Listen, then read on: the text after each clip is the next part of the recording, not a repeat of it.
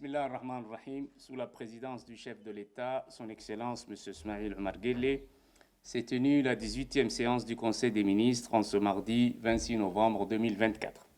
Étaient inscrites à l'ordre du jour 9 questions. La première question est relative à un projet de loi de finances portant budget initial de l'État pour l'exercice 2025. Le budget de l'État pour l'exercice 2025 est présenté en équilibre en recettes et en dépenses à la somme de 158 milliards 426 millions de francs Djibouti, soit une hausse de 6 milliards 198 millions de francs Djibouti, équivalent à un taux de croissance de 4% par rapport au budget rectificatif de l'exercice 2024.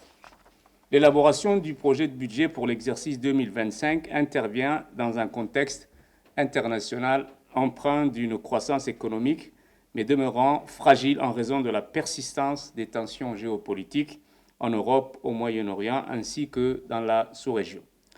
Dans ce cadre et face aux défis majeurs liés à l'instabilité et au climat de tension, la République de Djibouti continue de faire preuve d'une résilience remarquable en misant sur la poursuite de sa stratégie de modernisation économique fondée sur les chantiers d'investissement et sur des réformes structurelles qui jettent les bases d'une croissance économique durable dans un cadre de gestion des finances publiques assaini, transparent et modernisé à travers la digitalisation. Et malgré donc ces défis, les perspectives à moyen terme pour Djibouti restent favorables, avec une croissance annuelle du PIB stabilisée entre 6 et 7% à l'horizon 2027. Pour l'exercice 2025, la loi de finances initiale introduit une série de nouvelles mesures visant à l'optimisation des recettes directes à travers l'élargissement de l'assiette fiscale, la digitalisation de la gestion fiscale, le renforcement du recouvrement et le civisme fiscal. La deuxième question concerne un projet de loi portant ratification d'un accord de prêt additionnel pour le projet d'amélioration des bidonvilles et de développement urbain intégré à Boulaos. Le projet de loi a pour objet la ratification d'un accord de prêt additionnel d'un montant total de 2,9 milliards de francs Djibouti entre la Banque islamique de développement et la République de Djibouti dans le cadre du programme Zéro Bidonville. Cette enveloppe additionnelle vise à couvrir le financement nécessaire pour achever les investissements prévus dans le cadre des opérations de restructuration complète du quartier de Djagaboulouk et à lancer les premières activités prioritaires dans le quartier Djebel. Ce financement comprend la modernisation et la restructuration des infrastructures urbaines de Djagaboulouk et de Djebel, une amélioration de la gouvernance pour le renforcement des capacités des institutions, des activités de développement communautaire. La troisième question est relative à un projet de loi portant approbation des comptes financiers définitifs du Palais du Peuple pour l'exercice 2023. Les comptes financiers du Palais du Peuple pour l'exercice 2023 sont arrêtés en produit à 366 millions de francs Djibouti et en charge à 361 millions de francs Djibouti. Le résultat de l'exercice connaît une augmentation de plus de 6,6 millions de francs Djibouti par rapport à celui de 2022, qui était déficitaire de moins de 2,4 millions de francs Djibouti. Le total des produits s'élève à 366 millions de francs Djibouti en 2023. Ces produits sont constitués de la subvention de l'État, 261 millions de francs Djibouti, et des revenus des prestations de services, notamment la location des salles, 62 millions, et ces derniers augmentent de plus de 6 millions de francs Djibouti et représentent 17% des produits en 2023. Les charges de l'exercice se chiffrent à 361 millions 8 francs Djibouti et connaissent une baisse de moins 7,4 millions de francs Djibouti. La quatrième question concerne un projet d'arrêté portant approbation du bilan d'ouverture de l'Agence de régulation multisectorielle de Djibouti au 1er janvier 2024. Cette approbation vise à doter la nouvelle entité d'État financier fiable et transparent, récapitulant sa situation financière et patrimoniale à cette date. Le bilan d'ouverture est arrêté à un actif total de 106 700 000 francs Djibouti et marque le point de départ de cette autorité administrative indépendante créée par la loi numéro 114 de l'année 2020, 8e législature, et soumise aux règles de la comptabilité publique. La cinquième question est relative à un projet de loi portant approbation des comptes financiers de l'exercice 2023 de l'École nationale d'études judiciaires. En 2023, l'école judiciaire a des comptes financiers arrêtés en produits à 52 millions de francs Djibouti et en charges à 65 millions de francs Djibouti.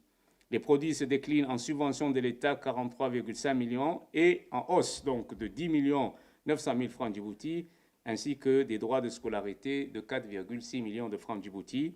Les charges augmentent de 29 millions par rapport à l'exercice précédent. Cette hausse est liée à l'augmentation des services extérieurs et les charges de personnel. L'école a clôturé la formation de la première promotion des auditeurs de justice et des greffiers. Elle a également mis en place une bibliothèque de 500 ouvrages. La sixième question est relative à un projet de loi portant adoption des comptes financiers du Centre de recherche, d'information et de production de l'éducation nationale, plus connu sous l'acronyme de CRIPEN pour l'exercice 2023. Les comptes financiers du CRIPEN pour l'exercice 2023 sont arrêtés en produits à 294 millions de francs Djibouti et en charge à 290 millions de francs Djibouti, avec un résultat net de plus de 3,3 millions de francs Djibouti. Les produits connaissent donc une augmentation de plus de 370 millions de francs Djibouti due à la subvention destinée à la production des manuels scolaires, donc 320 millions de francs Djibouti.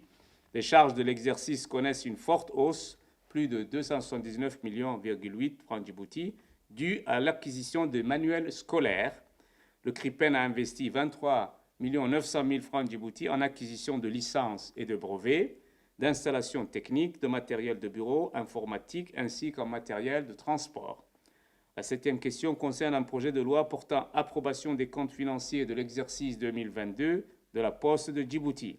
Les comptes de la Poste pour 2022 sont arrêtés en produits à 546 millions de francs Djibouti et en charge à 672 millions de francs Djibouti. Les produits d'exploitation s'élèvent à 513 millions de francs Djibouti et sont constitués de chiffres d'affaires 184 millions, en hausse de 42 millions de francs Djibouti, de la subvention de Djibouti Télécom, 312 millions de francs Djibouti, et des redevances sur les licences, 10 millions de francs Djibouti. Les charges d'exploitation se chiffrent à 619 millions et augmentent de 10,8 millions de francs Djibouti par rapport à celles de l'exercice précédent qui était de 608 millions de francs Djibouti en raison de l'accroissement des charges de personnel. La Poste de Djibouti a investi 20 900 000 francs Djibouti en aménagement et construction, acquisition de mobilier, matériel de bureau et en matériel informatique. La huitième question est relative à un projet de loi portant approbation des comptes financiers de l'Agence djiboutienne de développement social, plus connue sous l'acronyme d'ADDS, pour l'exercice 2023. Les comptes financiers de l'ADDS pour l'exercice 2023 sont arrêtés en produits à 527 millions de francs Djibouti et en charge à 483 millions de francs Djibouti avec un résultat bénéficiaire de 43 millions de francs Djibouti. Le résultat de l'exercice connaît une légère augmentation et passe de 41 millions en 2022 à 43 millions de francs Djibouti en 2023. La DDS a mis l'accent sur l'accélération de l'exécution des projets d'infrastructure, le suivi régulier des chantiers. Plus de 70 ouvrages ont été construits et achevés sur l'ensemble du territoire national et le renforcement de la proximité avec les communautés bénéficiaires. Les montants des investissements au cours de l'année 2023 s'élèvent à 1,5 milliard de francs Djibouti et concernent l'exécution des projets, à savoir le projet Réponse au développement et aux impacts liés au déplacement dans la Corne de l'Afrique, le projet de développement urbain intégré, donc phase 2, et le projet d'appui à la réalisation des infrastructures socio-économiques et de promotion d'activités économiques dans les régions. La neuvième question est relative à un projet de loi portant approbation des comptes financiers 2019, 2020, 2021, 2022 et 2023 de l'Agence nationale pour la promotion des investissements, plus connue donc sous l'acronyme de ANPI. Les comptes 2023 de l'ANPI sont arrêtés en produits à 206 millions de francs Djibouti et en charge à 199 millions de francs Djibouti avec un résultat bénéficiaire de 7 500 000 francs Djibouti. Le résultat de l'exercice 2023 est excédentaire avec donc 7,5 millions de francs Djibouti et connaît une nette amélioration par rapport à celui de l'exercice précédent qui était déficitaire de moins 27 millions de francs Djibouti. Les produits affichent une hausse de 61,2 millions de francs Djibouti par rapport à ceux de l'exercice précédent, donc 145,6 millions de francs Djibouti. Ils sont constitués principalement des prestations de services et de la subvention de l'État qui augmentent respectivement de plus de 17 millions de francs djibouti et de 29 millions de francs djibouti. Les charges de l'exercice s'élèvent à 199,3 millions de francs djibouti et connaissent une hausse par rapport à celle de l'exercice précédent. Les principaux postes de charge sont les autres achats, les achats externes et les charges de personnel. Ces dernières augmentent de 1,5 million de francs djibouti.